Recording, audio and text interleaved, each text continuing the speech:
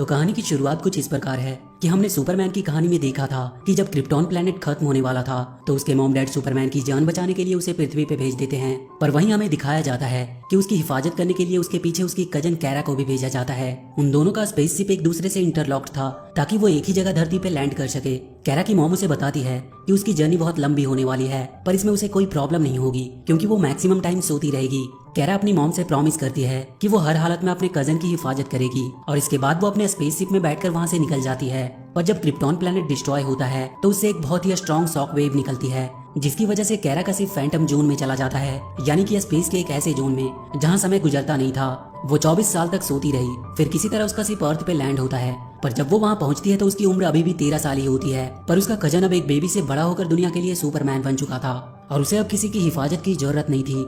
Superman कैरा को लेकर उन्हीं के पास गया जिन्होंने उसे पालकर बड़ा किया था, क्योंकि वो चाहता था कि उसका भी बचपन उसी की तरह बीते और एक दिन वो उसी की तरह अपने पावर को रियलाइज कर सके। कैरा को उस फैमिली में एक बहन भी मिली जिसका नाम एलेक्स था। अब इसके बाद हम कुछ सालों के बाद का सीन देखते हैं। कैरा के पास वो सारी सुपर पावर्स होने के बावजूद वो एक मीडिया कंपनी में काम करती थी ताकि वो एक नॉर्मल इंसानों की जिंदगी जी सके, क्योंकि दुनिया को अब एक और सुपर हीरो की जरूरत नहीं थी। वहीं हम उसके एक फ्रेंड चार्ली को देखते हैं जो कहीं ना कहीं कैरा को पसंद करता था, पर कैरा उसे सिर्फ अपना एक दोस्त मानती आई थी। कैरा के ऑफिस में उसकी बॉस ग्रैंट उसे कुछ एम्प्लॉयज को अपनी कंपनी से निकालने को कहती है क्योंकि वो उतने लोगों को अफोर्ड नहीं कर पा रहे थे। ग्रैंट के इस डिसीजन से कैरा खुश नहीं थी। वो उससे कहती है कि अगर उन्हें अचानक से ऐसे ही निकाल दिया गया तो उनकी फैमिली का क्या होगा। इस पर ग्रैंट उसे बताती है कि मेट्रोपोलिस शहर में एक सुपर हीरो है जो हमेशा से हीरोइक स्टंट करके लोगों को बचाता रहता है, जिसे वो लोग सुपरमैन बुलाते हैं। और उसी की वजह से उनकी राइवलरी कंपनी जैसे कि डेली प्लेनेट वो हमेशा से ही सुपरमैन को अपने कवर पेज पे रखते हैं और अगर उन्हें अपनी कंपनी को बचाना है तो उन्हें भी कोई उसी की तरह नया सुपर हीरो ढूंढना होगा। इसके बाद कैरा जिमी ओल्सन नाम के एक आदमी से मिलती है जो पहले डेली प्लेनेट में काम करता था पर अब से उसने उसकी कंपनी में ज्वाइन कर लिया था। कैरा जिमी को जानती थी क्योंकि वो सुपरमैन का अच्छा दोस्त था और एक बेहतरीन फोटोग्राफर भी। जिमी उसे अपनी द्वारा खींची गई सुपरमैन की एक तस्वीर गिफ्ट के तौर पे देता है जिसे पाकर कैरा बहुत खुश होती है। अगले सीन में हम कैरा की बहन एलेक्स को देखते हैं जो किसी काम से बाहर जाने वाली होती है, पर कैरा उससे अपने लिए एक ड्रेस चूज करने को कहती है क्योंकि आज वो किसी के साथ डेट पे जाने वाली थी। एलेक्स जल्दी से उसके लिए एक अच्छी सी ड्रेस सेलेक्ट करके निकल जाती है और कुछ देर बाद कैरा एक बार में बैठकर किसी का वेट कर रही होती है कि तभी वो न्यूज में देखती है कि जेनेवा जा रही एक फ्लाइट का इंजन फेल हो चुका है और वो शहर के चारों तरफ घूम रहा है और किसी भी वक्त वो क्रैश कर सकता है। तभी उसे अचानक से याद आता है कि उसकी बहन एलेक्स भी उसी फ्लाइट से जाने वाली थी। वो तुरंत भागकर वहाँ से बाहर आती है और अपनी सुपरविजन से उस प्लेन के अंदर एलेक्स को देखती है। वो उस प्लेन को बचाने के लिए उड़कर उसके पास पहुंचती है और वो पूरे प्लेन को उठाकर किसी तरह सही सलामत एक नदी में लैंड करवा देती है।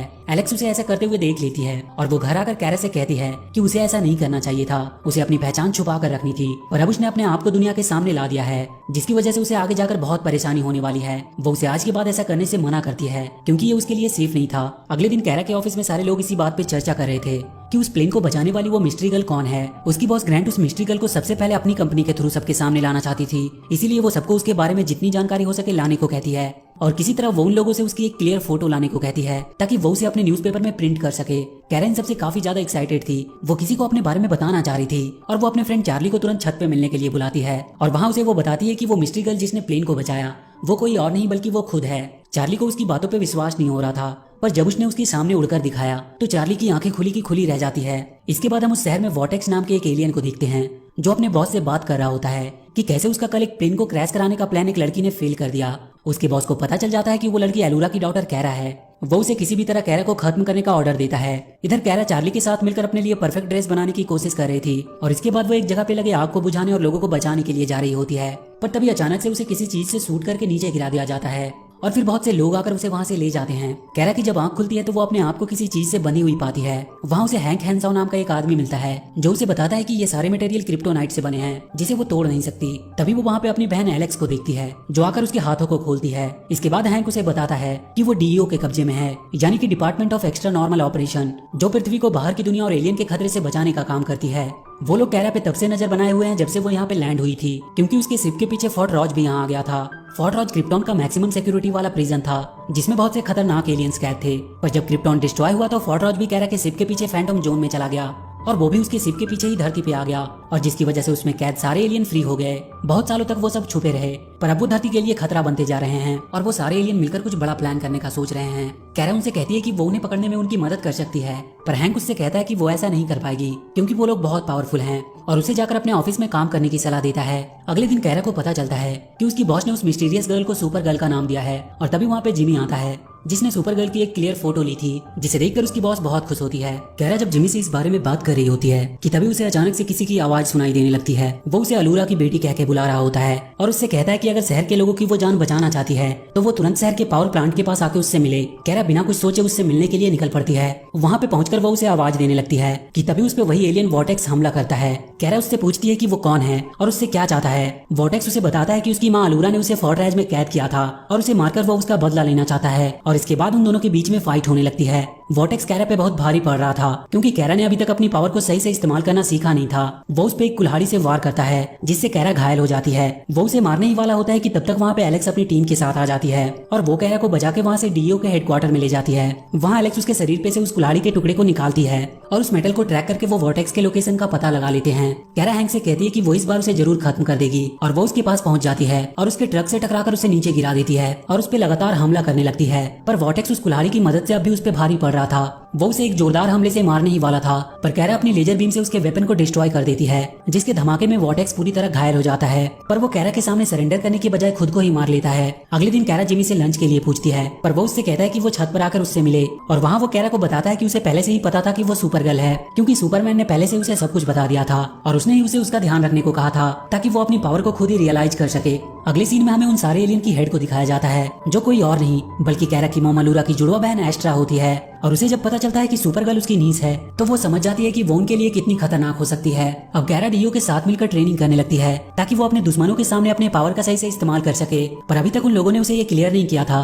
कि वो पूरी तरह से तैयार है। कैरा बार बार एलेक्स से कह रही होती है कि अब उसे ट्रेनिंग की कोई जरूरत नहीं क्योंकि अब वो उन एलियंस का मुकाबला करने के लिए पूरी तरह से रेडी है। कैरा भी एलेक्स से बात ही कर रही होती है कि उसे चार्ली का कॉल आता है जो उसे बताता है कि शहर के एक पोर्ट पे आग लग गई है और वहाँ पे बहुत से लोग फंसे हैं। कैरा तुरंत उस जगह पे पहुंचती है और वहाँ के फायर फाइटर से पूछती है कि प्रॉब्लम क्या है और तब उसे पता चलता है कि जहाँ पे आग लगी है उसके जस्ट बगल में एक शिप खड़ा है जिस पे लाखों गैलन ऑयल पड़े हैं और अगर वो ब्लास्ट होता है तो ये पूरा एरिया ही खत्म हो सकता है। वो उस बड़े से शिप को धक्का देकर वहाँ से हटाने की कोशिश करने लगती है और बहुत जल्द वो इसमें कामयाब भी हो जाती है, पर उसकी एक्सेस पावर की वजह से वो शिप साइड से टूट जाती है और वो सारा ऑयल गिरकर सी में मिलने लगता है जिसकी वजह से सारे न्यूज वाले सुपर गर्ल को ब्लेम करने लगते हैं। कैरा की बॉस भी उसके बारे में बुरा ही लिखना चाहती थी क्योंकि उसे लगता था कि सुपर गर्ल जो कोई भी है वो एक नौसिखिया लड़की है, इसीलिए वो अपने सारे टीम से उसके बारे में हर एक चीज को पता करने को कहती है और वो जिमी को एक काम सौंपती है कि वो किसी भी तरह उसकी सुपर गर्ल के साथ एक मीटिंग अरेंज करवाए। अगले सीन में हम एक केमिकल फैक्ट्री देखते हैं जहाँ के एक वर्कर को वहाँ एक एलियन दिखाई देता है और जब वो उसे रोकने की कोशिश करता है तो वो उसके हाथों मारा जाता है। अगले दिन डीओ की टीम उस जगह की इन्वेस्टिगेशन करती है। उस वर्कर की बॉडी में उन्हें एक अलग तरह का मेटल मिलता है जिसे देखकर कैरा को अपने बचपन की याद आने लगती है। उसकी मॉम ने एक बार उसे ऐसे ही एक एलियन के बारे में बताया था जिसे हेलग्रामाइट कहते थे और फिर वो ये बात हैंक को बताती है और उन्हें उस एलियन के बारे में पता चल जाता है कि वो अपने आप को किसी भी रूप में ट्रांसफॉर्म कर सकता है। कैरा उनसे कहती है कि हम पिछली बार की तरह मिलकर काम करेंगे और उस एलियन को मार देंगे, पर एलेक्स उसे लेकर एक कमरे में जाती है जहाँ पे क्रिप्टोनाइट का रेडिएशन होता है। वो उससे कहती है कि उसे ट्रेनिंग की जरूरत है और क्रिप्टोनाइट की वजह से यहाँ पे उसकी पावर काम नहीं करेगी और इसके बाद एलेक्स उसे लड़ाई के मूव सिखाने लगती है। कैरा अपनी पावर पे ज्यादा भरोसा करती थी इसीलिए वो एलेक्स के मूव के सामने टिक नहीं पा रही थी और वहाँ से गुस्सा होकर वो चली जाती है। कैरा जिमी और चार्ली के साथ मिलकर काम करने लगती है ताकि वो अपनी इमेज को पब्लिक में सुधार सके और कुछ समय के बाद ही पब्लिक फिर से सुपर गर्ल को पसंद करने लगती है जिससे वो बहुत खुश होती है और अपने दोनों दोस्तों को इसके लिए थैंक्स बोलती है। इधर डीओ को अपने रिसर्च में पता चलता है कि हेलग्रामाइट एलियन को खाने के लिए डीडीटी केमिकल की जरूरत पड़ती है और इसीलिए वो कुछ दिनों से केमिकल फैक्ट्री पे हमला करते हैं। वो लोग इसी चीज का सहारा लेकर उन्हें पकड़ने का सोचते हैं और एक वैन में बहुत सारी डीडीटी केमिकल्स रखकर वो उस पर नजर रख रहे होते हैं। उन्हें उम्मीद थी कि उसकी महक से वो एलियन वहाँ जरूर आएगा, तभी अचानक से वो एलियन उस वैन पे हमला करता है। हैंक और एलेक्स उस पे फायर करने लगते हैं पर वो एलियन उन पे हमला कर देता है जिसकी वजह से एलेक्स घायल हो जाती है और वो उसे उसकी गाड़ी से उठाकर एस्ट्रा के पास लेके जाता है। कैरा को जब इसके बारे में पता चलता है तो वो हैंक पे बहुत गुस्सा होती है। हैंक उसे विश्वास दिलाता है कि वो उसे कहीं से भी ढूंढ कर निकालेगा, पर अब कैरा खुद उसे ढूंढने निकल जाती है और बहुत जल्द उसकी पावर से उसे पता चल जाता है कि एलेक्स कहाँ पे है। वो तुरंत इसके बारे में हैंक को बताती है और वहाँ पे जल्दी से पहुंचने को कहती है और इसके बाद कैरा सीधे उस जगह पे पहुंचती है जहाँ उसे एलेक्स दिखाई देती है, पर तभी उस पे हमला होता है और वो वहाँ पे एस्ट्रा को देखती है। कैरा उससे कहती है कि वो तो मर चुकी थी क्रिप्टोन के डिस्ट्रॉय होने पे,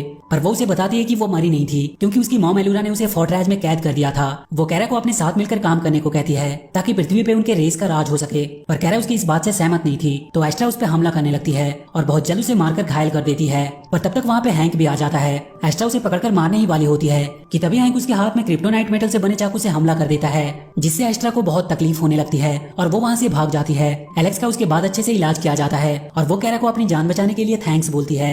उसके बाद वो कैरा को एक रूम में लेकर जाती है जहाँ पे वो रिकॉर्डेड वीडियो के थ्रू अपने क्रिप्टोनियन एंसेस्टर से बात कर सकती थी। अगले सीन में हम एस्ट्रा को देखते हैं जो उस चाकू की वजह से काफी तकलीफ में होती है। वो कहती है कि उसने इंसानों को बहुत कमजोर समझा पर वो काफी चालाक और होशियार निकले। तो ये थी एपिसोड 1